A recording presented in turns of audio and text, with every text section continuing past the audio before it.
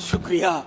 जब आप कहते हैं ना इतना मिनट, तो लगता है कि फांसी से पहले पूछा जा रहा है। नहीं सर, बता तेरी रजा क्या है। बहरहाल thank you honourable deputy chairman sir, vice chairman sir. दो तीन छोटी छोटी चीजें हैं, उसी को कहूंगा। ज्यादा खुशी इस बात की है कि आज मणिपुर को ये लग रहा होगा कि हमारे देश का हिस्सा है, यहाँ के संवाद से, यहाँ के विमर्श से। सर, एप्रोप्रिएशन का मामला है। मैं बजट के दौरान अक्सर एक बात कहता रहा हूं कि अपने देश में डायरेक्टिव प्रिंसिपल्स में आर्टिकल 39 सब क्लॉज सी है। आज हम सबको जरूरत है कि हमारा बजटरी प्रावधान, बजटरी प्रोविजंस उस लेंस से देखा जाए ताकि आय का संकेंद्रण न हो, आय का असमान वितरण न हो, और बाद में जब कोई राज्य सरकार पीकेटी को बुलाती है तो उस पर भी नाराज हो जाते हैं लोग। तो ये खैर अलग मसला है। सर, मैं दो तीन छोटी छोटी चीजें कहने से पूर्व सबसे पहले तो ये कहूं कि आज जो भी दो चार चीजें कहूंगा वो मणिपुर के अपने भाइयों बहनों, उनके मृतकों, विस्थापित लोगों को समर्पित है। आलोचना नहीं, शिकायत नहीं, मैं अपने संदर्भ में कुछ चीजों को रखूंगा। सर, सिक्योरिटी के ऊपर आपने सोशल डेवलपमेंट के ऊपर सिक्योरिटी को तरजीह दी है। मैं सिक्योरिटी फिनोमेना को नजरअंदाज नहीं करना चाहता, लेकिन तह में अगर जाएं आप, ये मई 23 में क्यों शुरू हुआ? एक माननीय उच्च न्यायालय का निर्णय आया, हम उसका हम अवलोकन नहीं कर पाए कि इस निर्णय का अंजाम क्या होगा, जो लोग कहते हैं कि हमें अंदाजा ही नहीं था। दूसरा, ट्राइबल और रूरल डेवलपमेंट को लेकर के बहुत आशंकाएं हैं।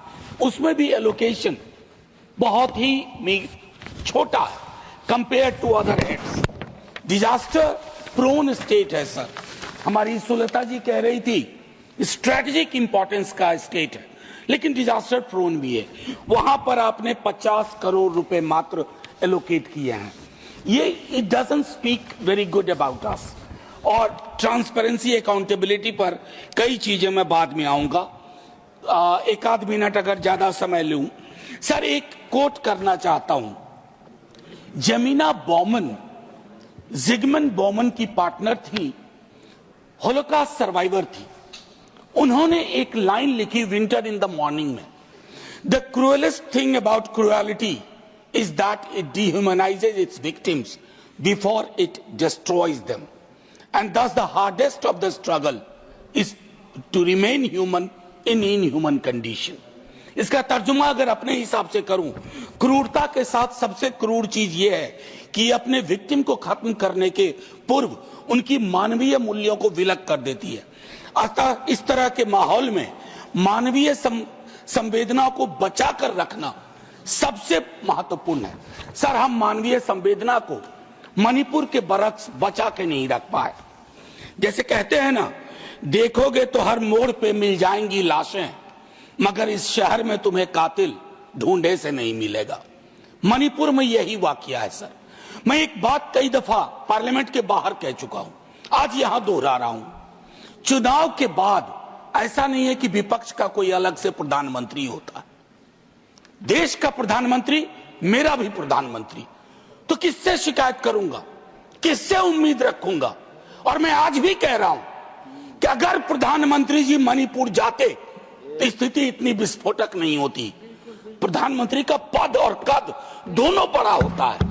आप मलहम लेके जाते, मलहम, आपकी मौजूदगी मलहम का काम करती है। ना जाने क्यों बचपन से पढ़ते आए, कश्मीर से कन्याकुमारी, मणिपुर से मध्य प्रदेश, ये सर नफरत के बारूदी कारोबार ने इस देश को बहुत ऐसे संकेत दिए हैं जो अच्छे नहीं लगते हैं सर, प्रीतिकर नहीं लगते हैं, अनसेटल करते हैं, परेशान करते हैं। मणिपुर इसका उदाहरण है, देश के अलग अलग हिस्सों में इसके उदाहरण है।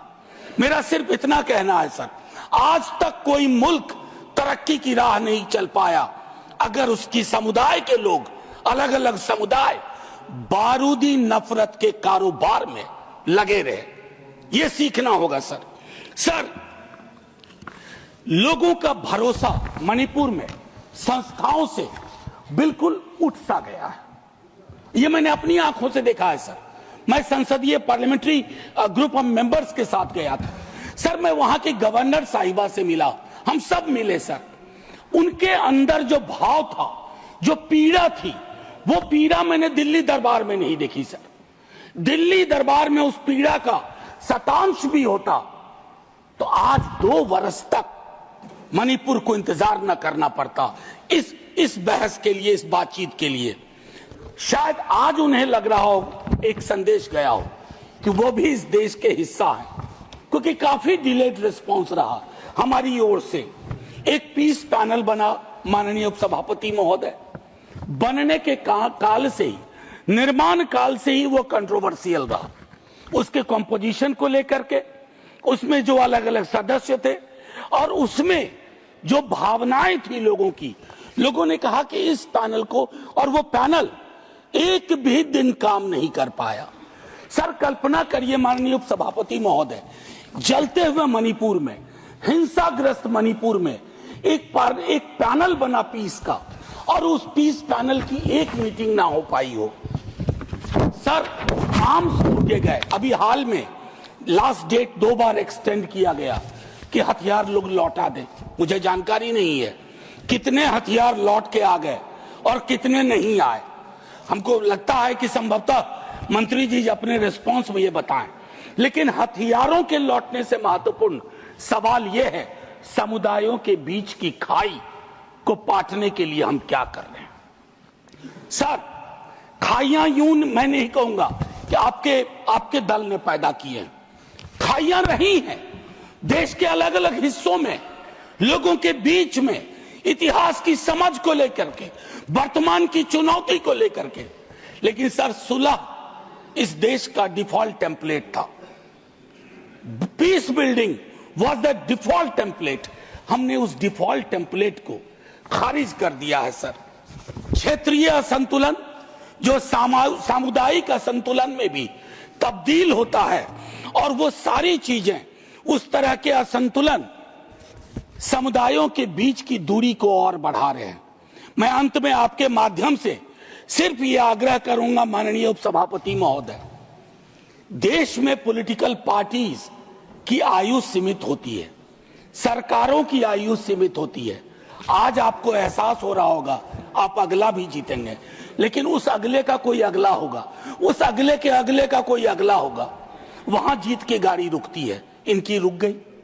मैं सिर्फ इतना कहूंगा कि देश का मिजाज, अगर देश में अलग अलग हिस्सों में मणिपुर जैसे हालात रहेंगे सर, तो हम $5 ट्रिलियन की इकोनॉमी किसके लिए बना रहे हैं? क्यों कोशिश कर रहे हैं $5 ट्रिलियन की इकोनॉमी? सिर्फ मेरा एक आग्रह और होगा कि मणिपुर को लेकर के अभी भी वक्त नहीं बीता है। ऑल पार्टी डेलीगेशन एक जाए, अलग अलग इलाकों में, कुकी समुदाय हो, मैती समुदाय हो, उन्हें वहीं रहना है, मिलके रहना है। जैसे नॉर्थ इंडिया में जिन समुदायों के बीच में नफरत की फसल बोई जा रही है, कोई कहीं नहीं जा रहा, यहीं रहना है। तो यहीं अगर रहना है तो शांति से रहना होगा, न्यायप्रियता के साथ रहना होगा। और अगर हम ये सुनिश्चित नहीं कर पा रहे हैं, तो अपने मुंह मियां मिट्ठू बनने की कोशिश कर रहे हैं, तो मुझको लगता है सर कि हम हार जाएंगे।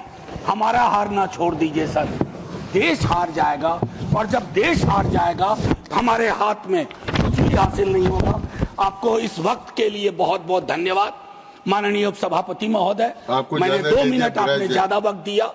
मैं जय हिंद बोल के खत्म करना चाहता हूं, लेकिन उससे पूर्व 30 सेकंड सर, मणिपुर की इस चर्चा के लिए सारे सदस्यों का धन्यवाद। लेकिन हमारी भूमिका यहीं खत्म नहीं होती है।